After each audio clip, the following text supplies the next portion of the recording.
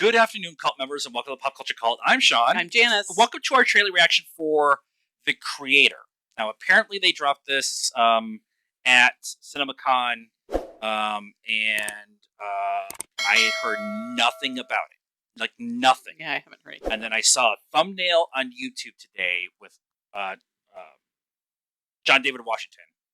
And I was like, I like John David Washington. What is this? And this thing came up. Hold on to your butts. Okay, holding on to my butt. The Creator, and go. What's heaven? It's a peaceful place in the sky. Are you going to heaven? Oh. No. Why not? You gotta be a good person to go to heaven.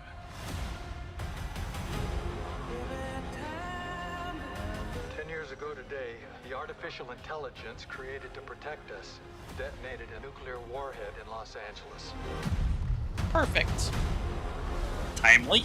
For as long as AI is a threat, we will never stop hunting them.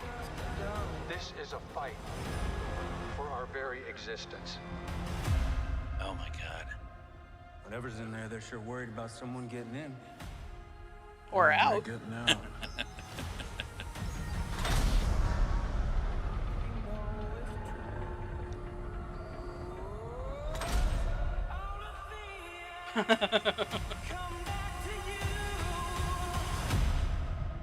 We're the same. We can't go to heaven. Because you're not good. And I'm not a person. Nice. Did you locate the weapon? Yeah, it's a kid. Seatbelts. I do want to wait the trap.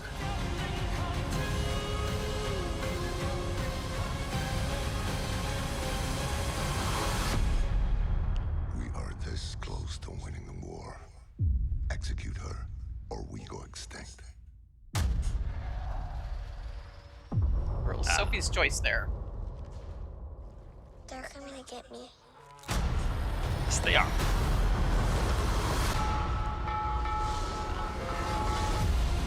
AI monks?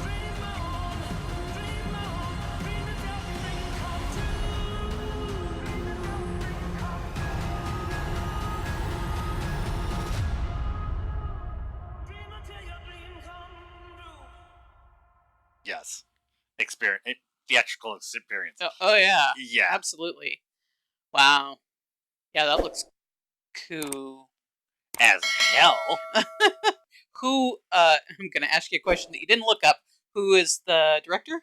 It is written and directed by Gareth Edwards. Oh, that's right. The Rogue One guy. guy. Yeah. So the whole kind of spy drama-y thing should be Yeah. in there. Not that it is a spy drama, but just kind of have that feel and a little gritty. I lived feel like in. that's going to be like the first act or the end of the second act or whatever. Yeah. Yeah. Now that I've seen this on a bigger screen, I wore my I Rebel shirt on purpose because I'm that Star Wars fan. I recognize set locations. Of course you do. Because Gareth Edwards, who directed 85% of Rogue One, and then had Tony Gilroy came in and helped with the final act of Rogue One, and so like there's a lot of visual storytelling that Gareth did in that movie that's very similar here. Yeah. Not necessarily I'm saying beat for beat, one for one, Right. whatever. Yeah, no, I was just like I was saying, it feels lived in, gritty. Yeah. And I like creators who do that. Quentin does it, Robert Rodriguez does it, Jon Favreau does it. They have they're telling different types of stories, but they all have the same kind of visual aesthetic to them. This, however, I have to show you the poster. Holy mother beans! I need that on my wall. It's like Ralph McQuarrie's grandchild decided to do a Star Wars poster, and they said, "Nah, it's a little too much for us," and they went, "Oh, okay, cool. I'm gonna go over here and do like a modern Star Wars kind of thing." Yeah. And I hate to keep bringing up the Star Wars stuff, but it's is my number one genre. It's my number one fandom. It's like our number 3 or whatever. And I'm sitting here looking at all my Star Wars pops, and but it has a lot of those elements connected to the idea of big, overreaching, authoritative people telling some subordinate that they have to do something, or a whole group of people are going to die, but that decision necessarily is much harder to do than you think it is. Right. And Star Wars deals with that on a pretty regular basis. Yeah, I mean it's kind of Star Wars, kind of Christopher Nolan-y, Yeah, kind that's of where I was going next. So we're on the same page. I Am Robot, kind of all mashed together. Yeah, yeah. We had this discussion in the last trailer reaction about trailers divulging too much, and so I find it interesting that they show us who the creator is in this movie. It seems to me to be a pretty big reveal, right? There's this giant door, and what are we keeping in or out? And it's, I'm thinking the old guy in the Matrix, sitting in his chair he's the creator, isn't he? The architect. The architect, yeah. Sitting in front of all the TVs, and it's the little kid. And, so you're like, okay, so that's not the big reveal because they revealed it in the trailer. So what is the big That reveal? feels like the end of the first act. Maybe, yeah. That really does feel like everything that they did there. And then them on that kind of floating island where she says they're coming for me, or they say, I guess, they're coming for me, feels like the beginning of the third act kind of thing. Maybe. But I sci-fi is a genre that I love because you deal with real world, modern day, whatever the modern day is, issues wrapped in robots and laser swords and spaceships and all that kind of stuff. Because history repeats itself. Right. And so the idea that they created an AI to help protect us, and then that AI, in a motion of trying to protect us, destroyed Los Angeles, essentially. Right. Is very timely. Yeah. Is extremely timely. Yeah. Because of the conversations we're having about Chat GPT, the writer strike, and the idea that the writers don't even need to exist anymore because you have AI created scripts. We just watched a video yesterday about AI facial recognition and how you could just create a content video with a made up script with a made up robot. We're not far off, and AI is continuously learning. We keep pumping things into the AI to teach it more and more. They plugged it into the internet, so that's it. It's over. It's going to learn everything. So we're on the way to a version of Battlestar Galactica. Yeah. And this is dealing with kind of that first initial, the AI is self-aware. Yeah. And now we're in the fight. We're pre-Terminator kind of thing. Yeah. Right? Or pre the Matrix. Well, and it doesn't even have to be, this is the concern, and I'm sure that luckily we'll both be dead by the time this is a problem, but we do have grandkids. So, that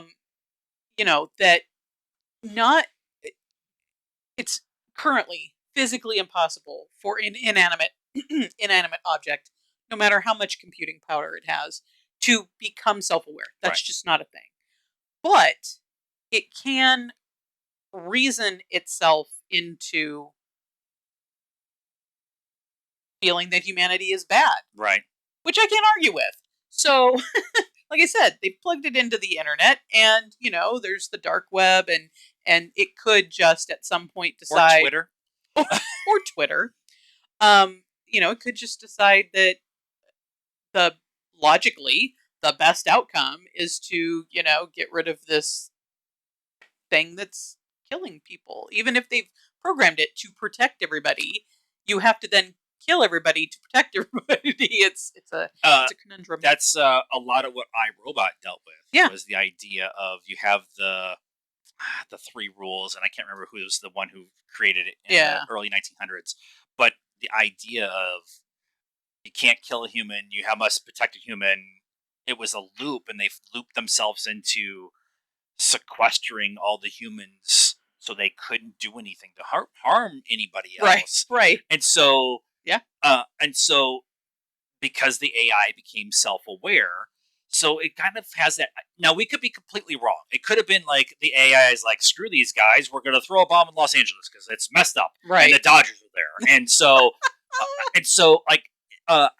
it could be that kind of story. But considering the conversations that we're having currently about AI and the benefits, the ramifications, the all everything in between, like it's very interesting to have this. And I'm sorry, it looks stunning. Yeah.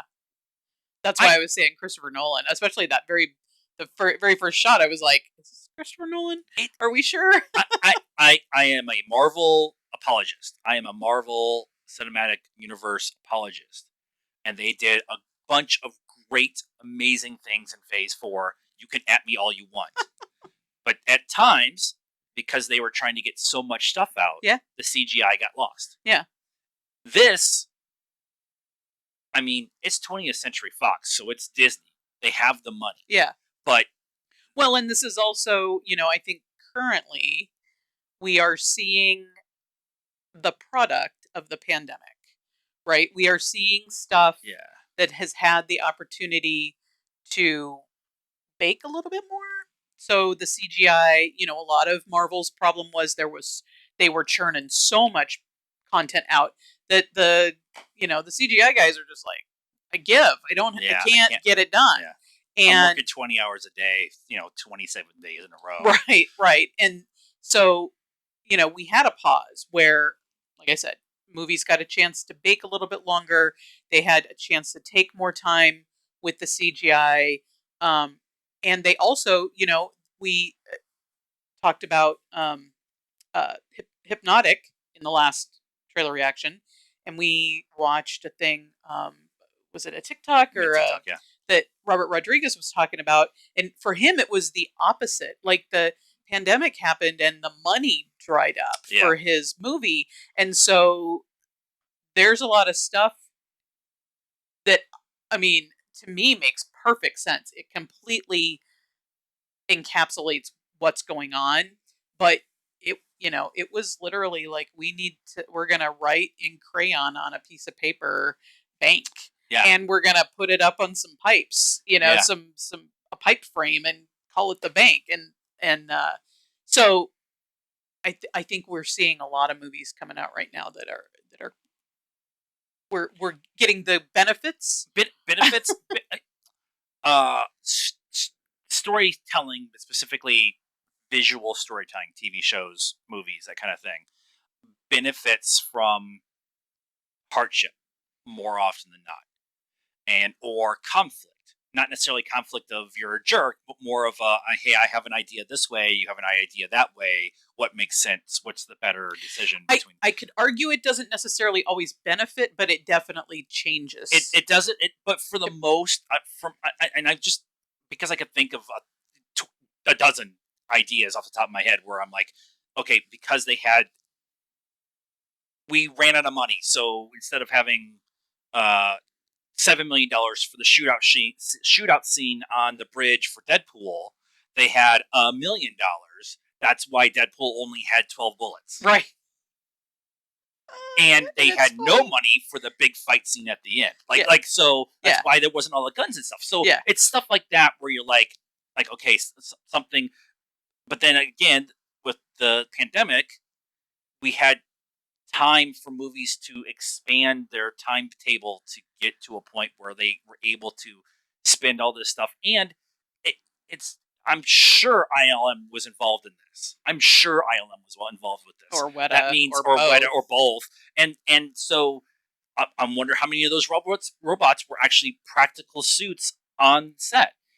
I just we've gone 15 minutes. Like this broke my brain when I showed it when I watched it earlier. I sent her. I'm like, we're doing this, and this is why, because what we're seeing in 2.5 minutes, which is not a teaser trailer, it's a trailer, is opening up this possibility of all these different conversations, and we don't know what the movie's about.